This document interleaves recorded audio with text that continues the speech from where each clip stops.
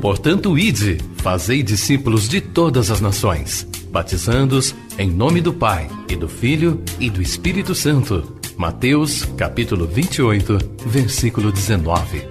Assim diz o Senhor: quem tem ouvidos para ouvir, ouça o que o Espírito diz às igrejas.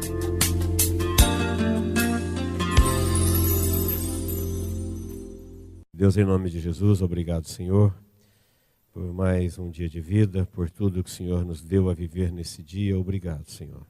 Obrigado por esse tempo de louvor. Tu és digno, Senhor, de todo louvor, toda adoração. Tu és digno de culto. Nos sentimos, Senhor, privilegiados por podermos entrar e estar na Tua presença em nome de Jesus. Fale conosco agora, através da Sua palavra. É a nossa oração, ó Deus, em nome de Jesus. Amém. Apocalipse 8, versículo 1 diz assim: quando o Cordeiro abriu o 7º selo, houve silêncio no céu, cerca de meia hora. Então viu 7 anjos que se acham em pé diante de Deus, e lhes foram dados 7 trombetas. Veio outro anjo e ficou de pé junto ao altar, com um incensário de ouro, e foi-lhe dado muito incenso para oferecê-lo com as orações de todos os santos, sobre o altar de ouro que se acha diante do trono. E da mão do anjo subiu à presença de Deus a fumaça do incenso com as orações dos santos.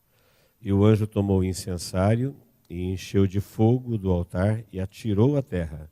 E houve trovões, vozes, relâmpagos e terremotos. Então os 7 anjos que tinham as 7 trombetas prepararam-se para tocar.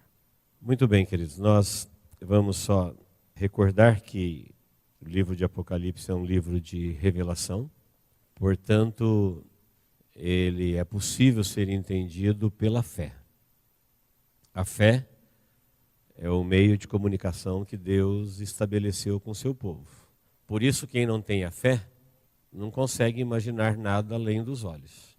Tudo que ele não consegue ver, dali para frente para ele é um escuro, é um vazio. Consegue ver a vida até na morte. Depois da morte ele não consegue mais ter nenhuma ideia, nenhum projeto, nenhum pensamento, nenhuma esperança. É um vazio, ele mergulha num abismo. A vida humana, ela se resume em torno de um século, e Deus é o Senhor da vida desde sempre, desde a eternidade passada, e revela para nós a eternidade futura. Então aquela promessa de Jesus de revelar Deus, revelar o Pai, revelar todas as coisas, já estão em partes ao nosso dispor.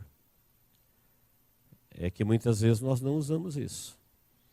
Eu fico imaginando, se nós tirássemos o Apocalipse do Novo Testamento e Daniel do Antigo Testamento, seria um desastre para a nossa compreensão do plano de Deus.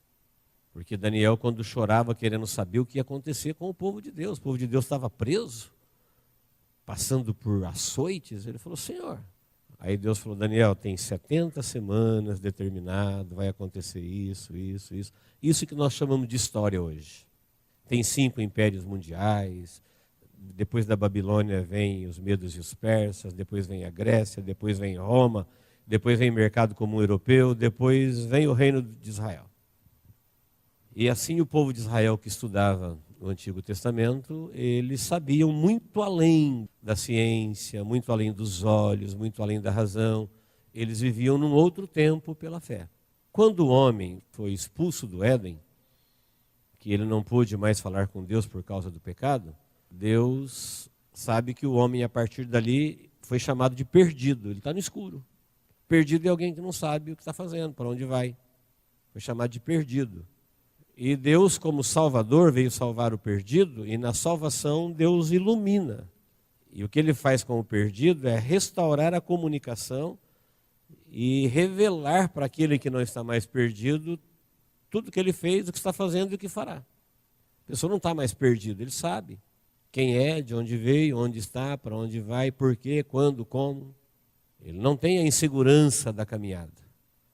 Ele não teme passar pelo portal da morte, porque para ele não é um abismo, não é um breu que ele... Não, ele tem garantias da palavra de Deus que vem se cumprindo ao longo de 6.000 anos com provas irrefutáveis, provas que podem ser captadas pela razão, pela história e muito mais pela fé. Então o livro de Apocalipse, ele está falando de coisas que a Bíblia fala, o homem natural não pode. Ou seja, com a mente você não vai entender isso. Você precisa do Espírito. Porque a faculdade do Espírito é crer, é acreditar. A fé que Deus nos deu como um dom para nos salvar, ela nos permite essa comunicação, essa revelação espiritual de Deus. Muito bem, até no capítulo 8, nós chegamos na abertura do 7º selo. Do 6º selo para o 7º, teve o capítulo 7, e ali foi um capítulo parentético, foi um entre parênteses para explicar. Se a pessoa não souber disso, o livro vai ficando complicado. De um assunto pula para o outro, ele não sabe que é um parênteses, mas nós sabemos. Agora no capítulo 8, então fechou o parênteses, abriu o 7º selo. Quando abriu o 7º selo, você vê que ele viu 7 anjos, e os 7 anjos estão de pé, e eles estão com trombetas nas mãos, prontos para tocar. E antes de tocar, ele viu um anjo sacerdote. Veja que no versículo 3, ele viu um altar, um incensário e um anjo com muito incenso para oferecer juntamente com as orações da igreja, que estava em taças de ouro no céu.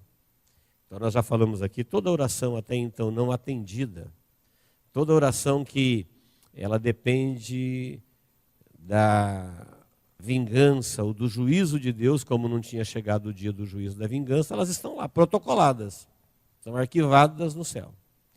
Outra coisa interessante é que a gente vê que no céu aqui tem um anjo sacerdote, portanto, existe a igreja celestial.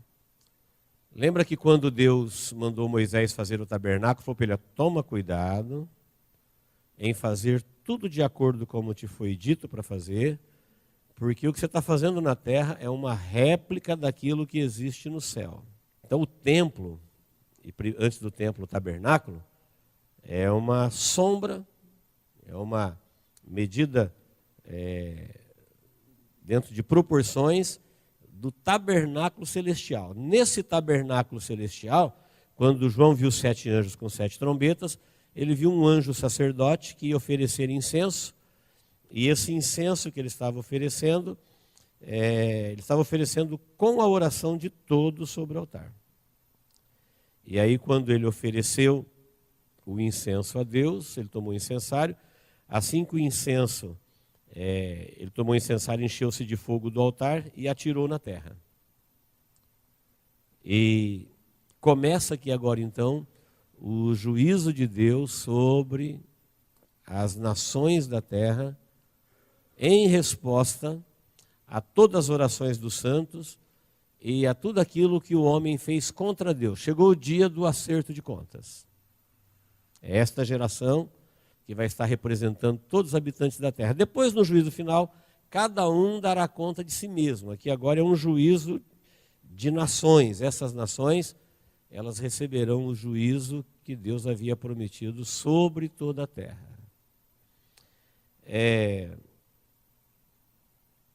Uma coisa interessante para a gente notar é essa sequência que vai deixando o livro de Apocalipse mais fácil da gente entender. Então tem 7 selos, tem 7 trombetas e tem 7 taças. Os 7 selos, as 7 trombetas e as 7 taças são juízos representados por esses objetos e eles se cumprem tudo em 7 anos. Nos 7 anos da grande tribulação.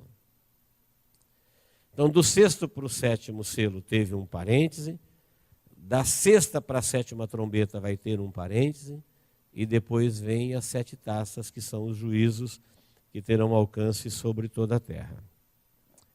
Amém, queridos? Quem está me entendendo? Diga amém. Muito bem. Quando o anjo tomou o incensário, encheu de fogo do altar e atirou na terra, houve trovões. Então, a partir de agora, o livro está todo aberto, chegou o momento do juízo de Deus chegar, então toca-se a primeira trombeta. Aí, quando tocou a primeira trombeta, no versículo 7, a terra recebe um ataque de saraiva e fogo de mistura com sangue, foram atirados na terra, e foi então queimada a terça parte da terra, das árvores e também de toda a erva. Então lembre-se que nos cavalos do Apocalipse, a gente já aprendeu que a terra está sobre violenta escassez de mantimento, a terra está sem paz, a terra está dominada pelo anticristo, que está ampliando o seu domínio, selando todo mundo, e a terra está em ódio crescente que os homens estão se matando naturalmente, que são os 4 cavalos do Apocalipse. Acrescenta-se a esse clima que a terra está vivendo pós-arrebatamento, vem agora o juízo das trombetas, que vai juntar ao juízo dos selos, né? Então a primeira trombeta é esse o juízo. A segunda trombeta, no versículo 8, quando o anjo tocou, é uma montanha, não é uma montanha, aqui diz que é um grande meteoro, que aqui diz como uma montanha. Então como é uma comparação, não diz igual. Igual uma igualdade, como é uma comparação. Então, um meteoro de grande proporção e em chamas foi atirado no mar, e uma terça parte do mar tornou-se em sangue, e morreu a terça parte de toda a criação que tinha vida existente no mar, e foi destruída uma terça parte das embarcações. Então, esses anjos vão tocando as trombetas em sequência. Toca um, aconteceu a catástrofe, toca o outro, acontece a tragédia. Até nos selos, a terra vai estar lidando com o problema da escassez, o problema da fome, o problema da morte por ódio, por moléstias, mais ou menos como se fossem coisas naturais. De proporções até então não vistas, mas os homens vão estar lidando isso como se fossem tragédias do mundo que está meio bagunçado. A partir das trombetas, eles não terão mais dúvida. Lembra que no finalzinho do 6º selo, os homens já chegaram à conclusão, quando houve o terremoto de grande proporção no último selo, falou assim, olha, chegou o dia da vingança deles, falando de Deus, e quem é que pode se suster? A partir de agora, eles já sabem que o que estão acontecendo não é mais nada natural. São acontecimentos que têm a ação direta de Deus e seus anjos. Todo mundo já sabe disso. E essas catástrofes agora, eles já estão sabendo que isso já não é mais natural. Aí o terceiro anjo toca a sua trombeta, versículo 10. Quando ele tocou a trombeta, caiu do céu sobre a terra, sobre a terça parte dos rios, sobre as fontes e sobre as fontes das águas, uma grande estrela, ardendo como tocha. O nome da estrela é Absinto, e a terça parte das águas tornou-se em absinto. Aqui está dizendo que antes contaminou o mar. Agora, essa estrela chamada Absinto, que quer dizer amarga, ela contamina todas as fontes de água doce, uma terça parte delas. Rios, fontes, cachoeiras, represas. Uma terça parte da água, água doce, né? Não água salgada, água do mar, é contaminada na terceira estrela. Aí na quarta, então é por isso que diz, porque se tornaram amargosas, que absinto quer dizer amargo, né? E as águas se tornaram amargas, deixaram de ser águas doces. A quarta trombeta, no versículo 12, o quarto anjo tocou a trombeta e foi ferida a terça parte do sol, da lua, das estrelas, para que a terça parte deles escurecesse, na sua terça parte não brilhasse tanto de dia como também de noite. Então vi e ouvi uma águia que voando no meio do céu e dizia em grande voz, ai, ai, ai. São 3 ais. Ai dos que moram na terra, por causa do restante das vozes das trombetas dos 3 anjos que ainda têm que tocar. Então a quarta trombeta, na sequência, né, a primeira foi de saraiva e fogo e mistura de sangue. A segunda foi uma montanha no mar. A terceira foi os rios de água doce. A quarta contamina a trevas, sol, lua, estrelas. Não há brilho em uma terça parte da terra, nem de dia e nem de noite. E aqui, uma águia aqui voando, águia na Bíblia é símbolo de juízo. A águia é uma criatura do céu. Ela foi criada para voar nas alturas. É das aves a que vai mais alto. Tem um monte de simbolismo com a águia. E ela também representa juízo. E essa águia que João viu, ela dizia em grande voz, ai, ai, ai. E diz por que ela dizia ai? Por quê? Ela falou, por causa das outras 3 trombetas que vai tocar agora. Aí no capítulo 9, toca-se a 5ª trombeta. O 5º anjo tocou, que é o cumprimento do primeiro ai. O 5º anjo tocou a trombeta e viu uma estrela caída do céu na terra, e foi-lhe dado a chave do poço do abismo. E ele abriu o poço do abismo e sumiu fumaça do poço do abismo, como fumaça de uma grande fornalha, e como a fumaceira saída do poço, escureceu-se o sol e o ar.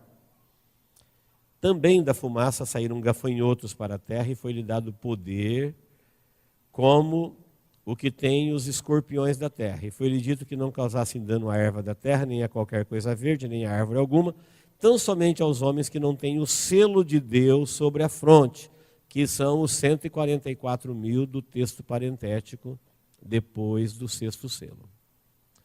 Quem está me entendendo, diga amém. Então a 5ª trombeta, quando tocou, João viu uma estrela que caiu do céu. Qual foi a estrela que caiu do céu? Foi o diabo. Aqui, ele vê quando o inimigo é precipitado à terra. E quando ele vem à terra, alguém fala, mas ele não caiu do céu lá no passado? Sim, mas ele passou a ocupar os ares. Quando ele foi expulso do céu, ele passou a ocupar os ares. Lembra que na conversa dele com Deus, diante de Jó, a respeito de Jó, falou, de onde você vem? Ele falou, venho de rodear a terra e passear por ela. Efésios 6 diz que as potestades ocupam os lugares celestiais. Celestiais não é lá no céu onde Deus habita, é este céu aqui onde voam os pássaros, acima da nossa cabeça. Então nós entendemos que o primeiro céu é esse onde voam os pássaros, o segundo céu onde estão os astros, e o terceiro céu é onde Deus habita. Então os demônios expulsos do céu, juntamente com essa estrela que caiu do céu, ele passou a ocupar os ares. Aqui agora na grande tribulação, ele está na iminência de começar o seu governo visível na terra. Então João vê quando ele é expulso do céu, dos ares, para a terra. Ele vai dar mais detalhes dessa queda mais para frente.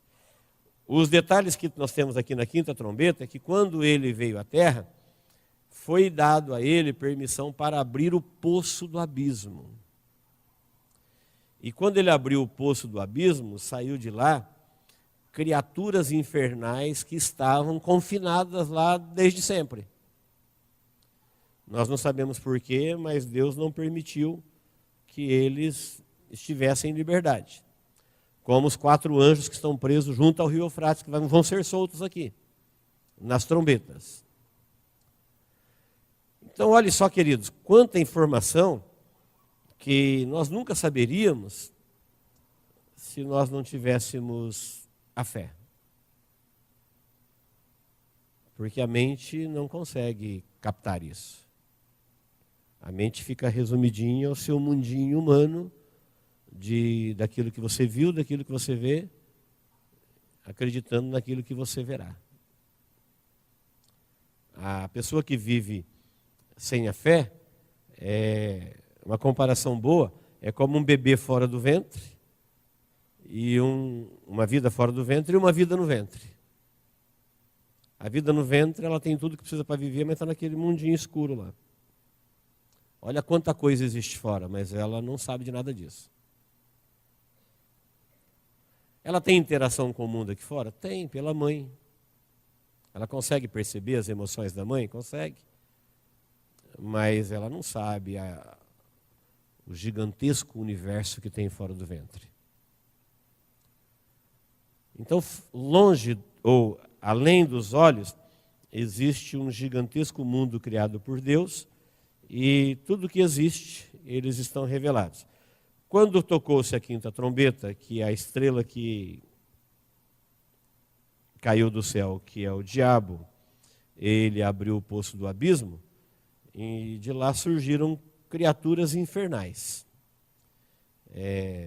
Gafanhotos do tamanho de cavalo, com o rosto de homem, com armadura, com crinas, com ordem para perturbar os homens da terra. Para não danificar nem a erva e nem outra coisa qualquer, mas os homens. Os homens serão atormentados por estes seres infernais por um período de 5 meses. E nesse tempo, as pessoas vão viver um tormento tão grande. No versículo 6 diz que eles vão procurar a morte, mas a morte vai fugir dele.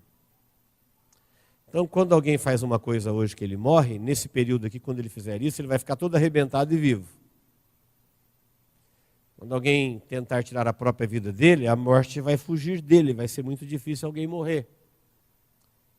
Porque não tem como eles fugirem. O processo do juízo é que eles passem pelo juízo. E o versículo 7 diz que o aspecto dos gafanhotos é semelhante a de cavalos preparados para a peleja, e a sua cabeça é como que coroa, parecendo de ouro, seu rosto como o rosto de homem. Tinham também cabelos como cabelos de mulher, e seus dentes eram como dentes de leão. Tinham couraças como couraças de ferro, e o barulho das asas que faziam era como o barulho de muitos carros quando correm na peleja. Ainda tinha uma cauda como escorpião, como os escorpiões, e ferrão. E na cauda tinha poder para causar danos aos homens por 5 meses. E tinha sobre eles como seu rei o anjo do abismo, cujo nome em hebraico é Abaddon e em grego Apolion. O primeiro ai passou. E depois dessas coisas vem ainda 2 ais. Então, queridos, veja o que está profetizado na palavra de Deus para a humanidade, para a terra. Tudo isso esteve aqui desde sempre, desde o ano 96 depois de Cristo. Está aí. Então, quem disso se apoderou e se informou e nessa esperança morreu, nessa esperança ele foi para Deus e nessa esperança ele está vivendo. Não pense, os irmãos, como uma coisa de 2000 anos. Eu já expliquei isso aqui um dia rapidamente. Vou tentar explicar para os irmãos para a gente não ter aquela ideia de algo que aconteceu lá no passado e quem morreu na sua fidelidade está lá 2000 anos esperando. Não. Quando alguém morre, ele sai do tempo Cronos, calendário solar, dia, mês, ano, e ele entra na eternidade. Quer na eternidade como salvo, quer na eternidade como perdido. E eternidade é a ausência de tempo. Lá não tem tempo. Então isso que para nós passou 2000 anos aqui, pode ser que lá a sensação que eles tiveram foi de 2 dias.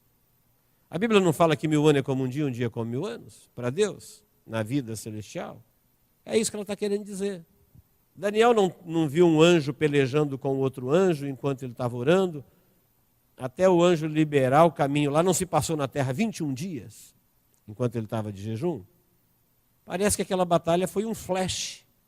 O anjo ia passar, teve uma oposição de anjo do mal, e o anjo que não conseguia passar pediu socorro, Deus mandou Miguel, Miguel foi lá e liberou a passagem, aí o anjo chegou lá e falou, Daniel, eu estava vindo no primeiro dia que você estava orando, mas um anjo me impediu, aí Deus mandou Miguel, agora eu cheguei, já tinha passado 21. Falou, no primeiro dia, quando você orou, eu vim. Então, quando a gente parte dessa vida, na fé, na esperança, a gente vai para a eternidade. E lá não tem tempo. Lá é um eterno passado, presente e futuro, tudo junto. É onde Deus habita. Por isso a Bíblia diz, que Jesus Cristo diz, eu sou o mesmo. Ele não diz, eu fui o mesmo. Eu sou o mesmo ontem. Ué, como é que você é o mesmo ontem? Hoje e sempre. Ele não diz, eu fui, eu sou e eu serei. Ele está fora do tempo. Ele está falando de Jesus na eternidade. que é para onde todo cristão vai. Então a nossa responsabilidade em respeito à fé é no tempo da nossa existência. Esquece esse negócio de há 1000 anos para lá, ou 2000 anos para cá. Tudo isso são informações para nós nos posicionarmos perante Deus no tempo da nossa existência. Porque aqueles que foram salvos, para eles é um tempinho de nada e a trombeta já tocou e está todo mundo lá. Para nós que ficamos aqui na terra, o tempo é diferente. Se passou muitas gerações até que o reino dos céus chegasse no fim. Amém, queridos? Muito bem. Quando passou o primeiro ai, que foi a revelação da queda de Lúcifer e a liberação de criaturas infernais para perturbar os moradores da terra, passou o primeiro ai. Aqui começa o parênteses após a sexta trombeta. Terminou o parênteses, começamos as trombetas. Chegou na sexta trombeta, aqui agora nós vamos ver a sexta trombeta, e aí vai abrir-se um parênteses antes da sétima trombeta. Quando toca a sexta trombeta, ouviu a voz procedente dos 4 ângulos do altar que se encontra na presença de Deus, dizendo ao sexto anjo, o mesmo que tem a trombeta, solta os 4 anjos que se encontram atados junto ao rio Eufrates. Então foram soltos 4 anjos que se achavam preparados para hora, dia, mês e ano, para que matassem a terça parte dos homens, e o número dos exércitos da cavalaria era de 20 vezes 10 milhares. Eu ouvi o seu número. Olha o segundo ai aqui. Tocou-se a sexta trombeta, e ele viu que tinha 4 anjos presos junto ao rio Eufrates. O rio Eufrates, lá do comecinho do Éden. Por que esses anjos estavam presos? Ninguém sabe ao certo. Da mesma forma como essa cavalaria de seres demoníacos estava no profundo do abismo. Esses demônios com formato de gafanhotos, do tamanho de cavalo. Alguma coisa eles fizeram contra Deus, ou alguma participação na queda do homem, desrespeitaram alguma coisa que Deus não permitiu a eles a liberdade. Ficaram presos. Ou presos para esse propósito. Não sabemos. Seja lá qual for o motivo, não importa, não muda nada. O que a Bíblia está falando é que eles estavam lá, eles existiam, Deus nunca criou anjo demoníaco, portanto eles eram anjos de luz que foram rompidos com Deus, se tornaram anjos demoníacos, e Deus, pelos seus motivos, manteve preso. E agora ele vê 4 anjos presos junto ao Eufrates e eles foram soltos. E quando eles foram soltos, liberaram um exército de seres demoníacos de 200 milhões. 20 vezes 10 milhares. Cada um desses 4 anjos vão comandar um exército infernal de 50 milhões. Que vão sair por toda a terra em 4 direções, nas direções dos pontos cardeais. E vão se posicionar para, em uma única hora, matar uma terça parte dos homens. Aqui fala, naquele ano, naquele mês, naquele dia e naquela hora. Ou seja, esse ano existe, esse mês existe, esse dia existe e essa hora existe. Só está aguardando chegar. Percebe que a revelação de Deus para os que têm a fé, Deus está falando aquilo que já está determinado. Quando a Bíblia fala assim, o dia do arrebatamento, ela não diz um dia, ela fala o dia já existe, só falta chegar. Por isso que quem tem fé acredita em fatos que não se veem. Não aconteceu ainda, mas é fato. Nós chamamos de fato tudo que é histórico. Tudo que não aconteceu não é fato. Hebreus 11 diz que fé é a certeza das coisas que não se veem e fato das coisas que não aconteceram. A prova é que é fato, que várias vezes alguém falou para Jesus, Senhor, faz isso. Ele falou, olha, não é chegada a minha hora. Viu Maria na transformação da água em vinho? Ela falou, Senhor, acabou o vinho. Ele falou, o que tem eu contigo, mulher? Não é chegada a minha hora. Daí a pouquinho chegou a hora. Eu até disse numa mensagem, que mulher notável, né? Ela errou a hora por pouco.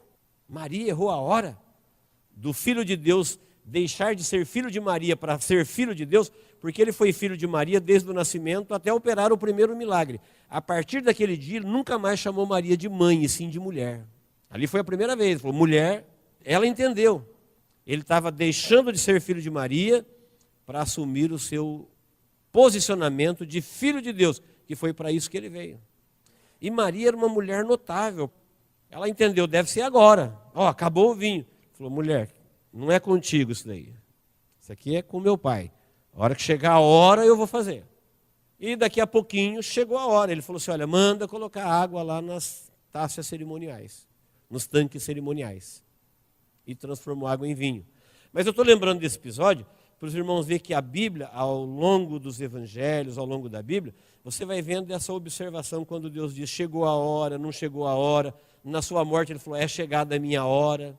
Um pouquinho antes da sua morte, em João 14, ele falou para os discípulos, está chegando a minha hora, está chegando a hora do Filho do Homem ser entregue na mão dos pecadores. Como num cronômetro. Por isso que lá em Apocalipse, capítulo 21, 22, vai dizer, tudo está feito. Deus está revelando para nós aquilo que já está feito, já está determinado. Quer dizer então que nós somos como bonecos? Não, é que Ele é Deus. Ele sabe o resultado das coisas antes delas acontecerem. E como Ele é Deus, Ele tem onisciência, Ele revelou para os seus filhos que podem entendê-lo pela fé. Coisa que quem não tem a fé e comunhão com Deus não pode saber. Nunca saberão. Isso antes do homem pecar, ele não precisava da fé. Na sua natureza santa, sem pecado, ele via Deus, falava com Deus, sabia de tudo. Ele não precisava de aula. Ele foi criado adulto, perfeito. Com o pecado agora, ele não tinha mais como comunicar nem saber, aí era preciso Deus revelar para ele. Porque ele ficou no escuro, ele se perdeu. Ele caiu do seu estado de glória que ele foi criado. Aqui na sexta trombeta, então esses seres infernais serão comandados pelos 4 anjos que estavam presos junto ao rio Eufrates, lá na região do Iraque lá. Eles nunca foram soltos, estavam presos aguardando esse dia, esse ano, mês, dia e hora. Os anjos estavam lá para tocar a trombeta. O anjo já falou, olha, tem 3 ais que vai vir ainda. E ele falou, esses 3 ais, essas 3 trombetas finais, serão acontecimentos tão terríveis que ele disse antes, ai, ai, ai de quem está na terra. Ai dos moradores da terra. O primeiro ai foi a abertura do poço do abismo, a queda do dragão, a abertura do poço do abismo, e surgem essas criaturas infernais, perturbando os homens por 5 meses, e a morte foge deles e ninguém morre. E agora o segundo ai, solta-se esses 4 anjos, e eles lideram esse exército infernal que vão dizimar 1/3 parte da terra em uma única hora. Então você imagina a população da terra hoje. Então você imagina 1/3 disso. Se fosse hoje, tira-se a igreja que foi arrebatada, tira-se as pessoas que já morreram nas tragédias dos selos, das primeiras trombetas, mas ainda a terra está muito povoada. Então morrerá numa única hora milhões de pessoas. 1/3 parte. Esse é o segundo ai. Aí, chega o capítulo 10, você vê que não toca a 7ª trombeta. Aí começa um parêntese de novo. É um texto parentético. É todo o capítulo 10 e todo o capítulo 11. Se quem está estudando o Apocalipse não considerar isso, aqui ele já se perde, porque do 6º selo, da 6ª trombeta, já vai para outros assuntos. A hora que ele pensa que foi para outros assuntos, volta na 7ª trombeta. O que é isso? É um parêntese. João precisa de espaço para escrever o que ele está vendo antes do toque da 7ª trombeta, após o toque da 6ª trombeta. Então ele abre um parêntese e explica o que ele está vendo. Aí ele viu um anjo forte, capítulo 10, versículo 1. Ó. Eu vi um outro anjo forte descendo do céu, envolto uma nuvem com um arco-íris em cima de sua cabeça. O rosto era como o sol e as pernas como coluna de fogo. Ele tinha na mão um livrinho aberto, pôs o pé direito sobre o mar e o esquerdo sobre a terra. Ele viu que um anjo com essas características colocou um pé no mar e outro pé na terra. E ele tinha um livrinho na mão. E bradou com grande voz, como ruge um leão, quando bradou, desferiram 7 trovões as suas próprias vozes. Quando o anjo bradou com aquele livrinho na mão, João ouviu 7 trovões. E os trovões eram vozes. Barulho de trovão, mas eram vozes, falando coisa. Ele ia escrever o que os trovões estavam falando, quando o anjo falou assim, não é para você revelar isso não está revelado. E se não está revelado, ninguém nunca saberá. Só quando a gente chegar lá. Então ninguém sabe, ninguém nunca ficou sabendo e ninguém nunca saberá nessa vida o que é que os 7 trovões falaram quando surgiu aquele anjo poderoso, como o sol, e coloca um pé na terra e outro no mar. Ele vai escrever e o anjo falou não era para escrever. E jurou por aquele que vive pelo século dos séculos, pelo mesmo que criou a terra e o mar, que tudo quanto nele existe, que não haverá demora. Então o anjo falou, não escreva, colocou o pé sobre o mar e sobre a terra, e falou, olha, agora não haverá demora, os juízos serão sequenciais.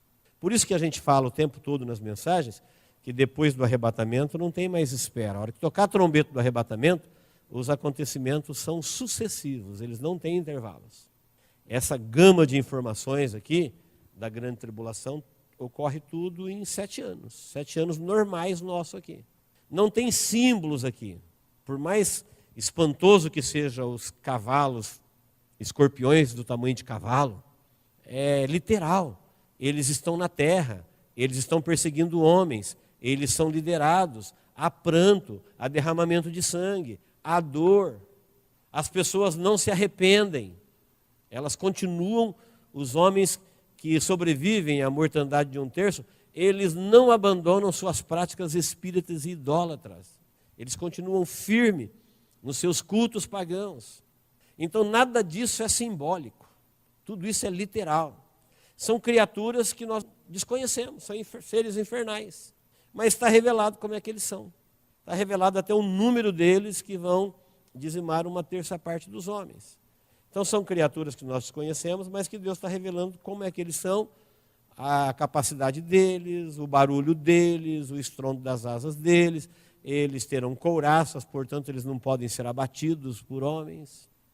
E eles receberão ordem do anjo de Deus para não danificar a terra, nem a erva e nem os selados, que é os 144.000 que tem na sua testa o selo de Deus. Esse livrinho, o anjo falou para João, come, e ele comeu. Obedeceu a ordem e devorou o livro. Quando ele comeu o livro era doce na sua boca e amargo no seu ventre. Qual a interpretação disso? Que a palavra de Deus, a revelação dela é perfeita, ela é doce, ela abençoa, ela ilumina. No meio dos mais severos juízos, Deus está fazendo a sua justiça, está cumprindo o seu plano. Ele vai erradicar de vez as forças do mal, o pecado, estabelecer a ordem, a vida celestial.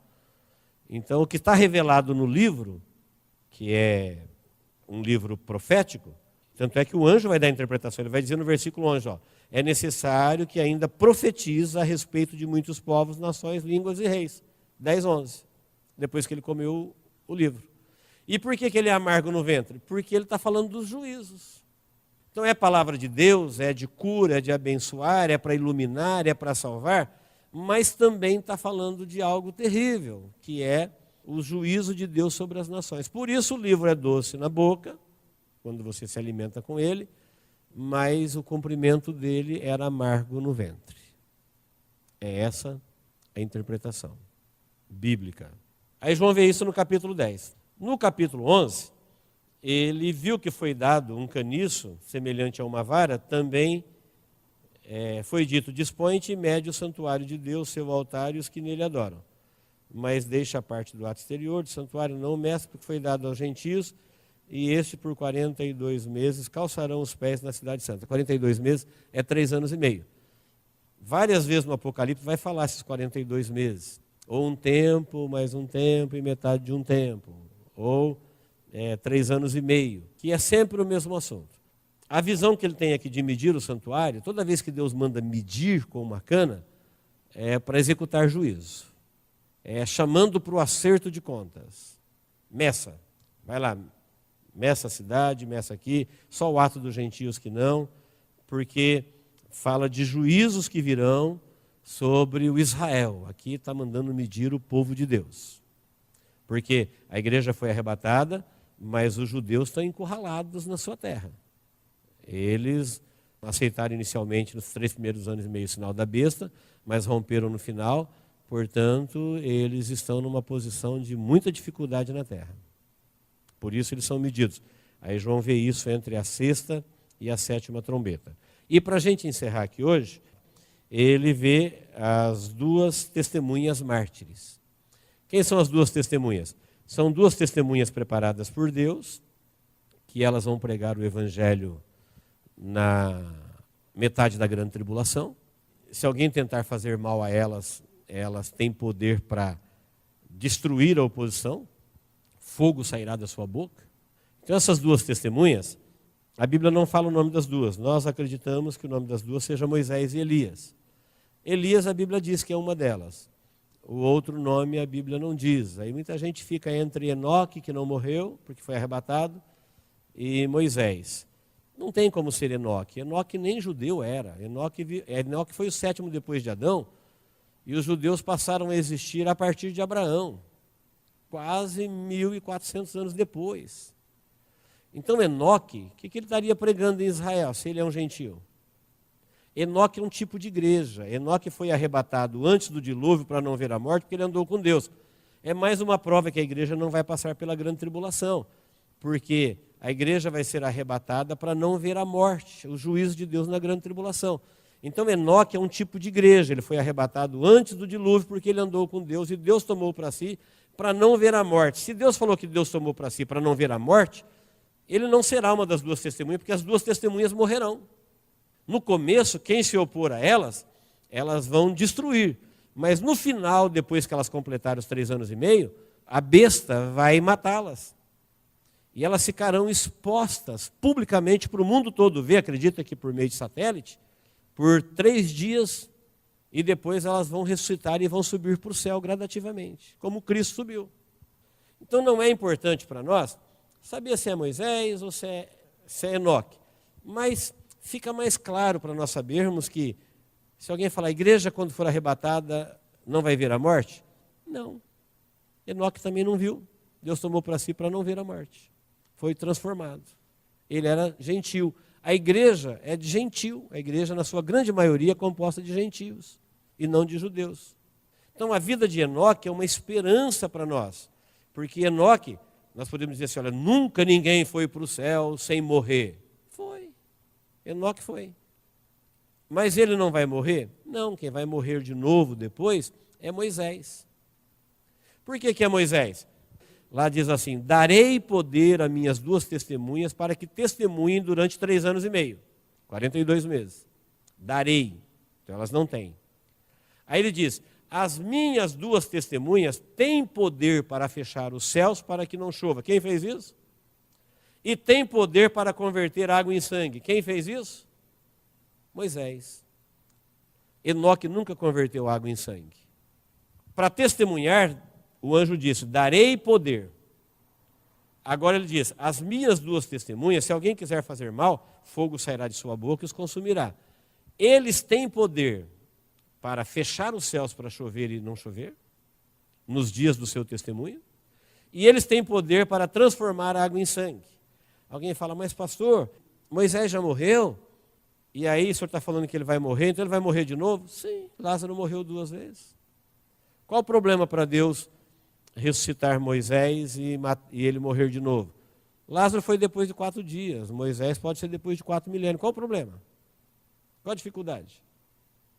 Moisés não será o único que vai morrer 2 vezes. Todos que ressuscitaram, que Jesus ressuscitou e morreu, morreu 2 vezes. A morte física 2 vezes? A morte física 2 vezes.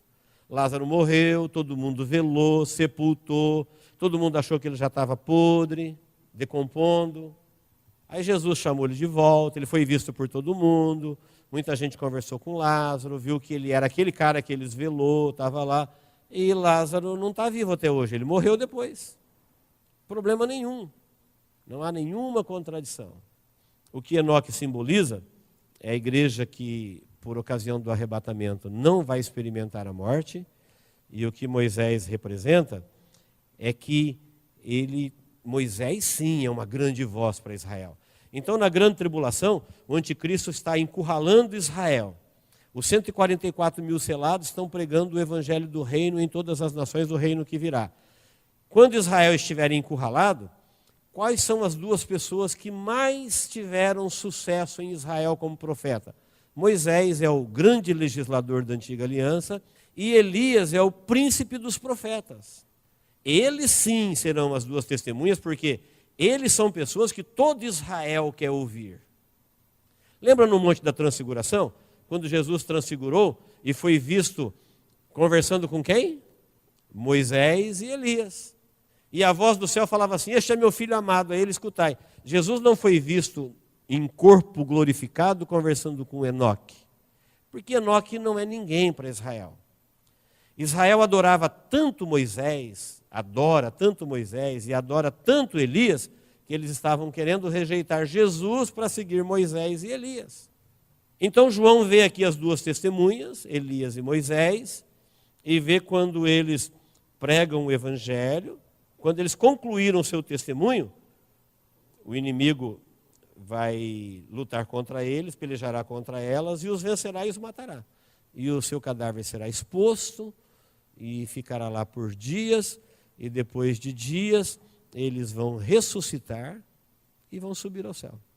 É isso que João está vendo entre a sexta e a sétima trombeta.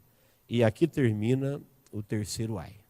São esses três eventos gigantescos, né, nas suas proporções espirituais, que o anjo, antes de acontecer, falou: ai, ai, ai dos que moram sobre a face da terra. Fecha-se o parênteses que começou no capítulo 9, versículo 13, e a gente continua no capítulo 11, versículo 15, o anjo tocando a sétima trombeta.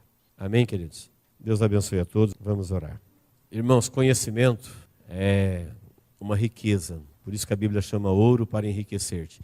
Deus, quando foi falar do Apocalipse para a igreja, falou: aconselho que de mim compre ouros para enriquecer-te.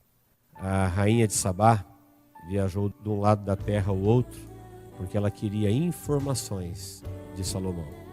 Ela queria saber, ela tinha perguntas, ela queria respostas. E lá onde ela estava, ela não tinha respostas. E ela ficou sabendo que tinha um homem na terra, chamado Salomão, que tinha respostas para as coisas da vida. Ela saiu lá do seu reino, né? Daquela região. E foi até Salomão. E voltou satisfeita, porque tudo que ela quis saber, ele respondeu. Então nós somos um povo privilegiado. Deus não deixou a gente no escuro. Toda e qualquer pergunta que nós tivermos, Ele já respondeu. Nós já temos a resposta. Somos um povo que temos o privilégio de andar na luz da revelação de Deus, na luz da palavra, na luz da verdade. E isso traz segurança para a nossa vida, para a gente viver nessa esperança, nessa perspectiva de vida eterna. Enquanto o mundo vai se definhando nessa mesmice infernal, tirando toda a esperança, a igreja vai crescendo em esperança e deixando essa vida que se afunila para viver na perspectiva da eternidade que se desenha, que se aproxima. Amém, queridos? Deus, em nome de Jesus, nós te agradecemos por esse tempo, ó Deus, de meditação na tua palavra. Tu sabes, ó Deus, quanto nós somos pequenos, limitados, mas somos teus filhos e somos abertos, ó Deus, à sua revelação. Por isso eu quero te pedir, ó Deus, que o teu Espírito Santo venha ajudar a cada um no seu espírito, na sua fé, na sua alma, no seu corpo, na sua capacidade. Que as coisas do céu, os teus planos e projetos possam, ó Deus, ficar claro no coração de cada um. Que o teu Espírito Santo possa a qualquer momento, a todo momento, o tempo todo, estar revelando, ó Deus, os teus planos, os teus propósitos, avisando a tua igreja, Senhor, dos teus sinais, dos teus avisos, para que o teu povo, ó Deus, viva em prontidão, teu povo, ó Deus, viva em fé, em esperança, em oração, em expectativa das coisas que já foram reveladas e que hão de acontecer sobre todos que habitam na face da terra. Obrigado por esta porção, obrigado por todos que aqui estão. Receba, ó Deus, a nossa gratidão por tudo que o Senhor nos tem dado. É no nome de Jesus que nós oramos. Amém.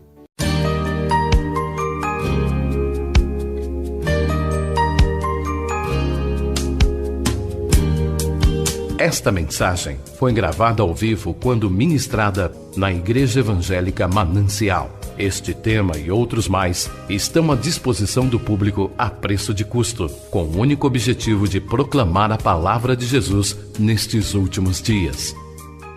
Adquira, ouça, creia, pratique e presenteie alguém que você ama com esta mensagem, a palavra de Deus.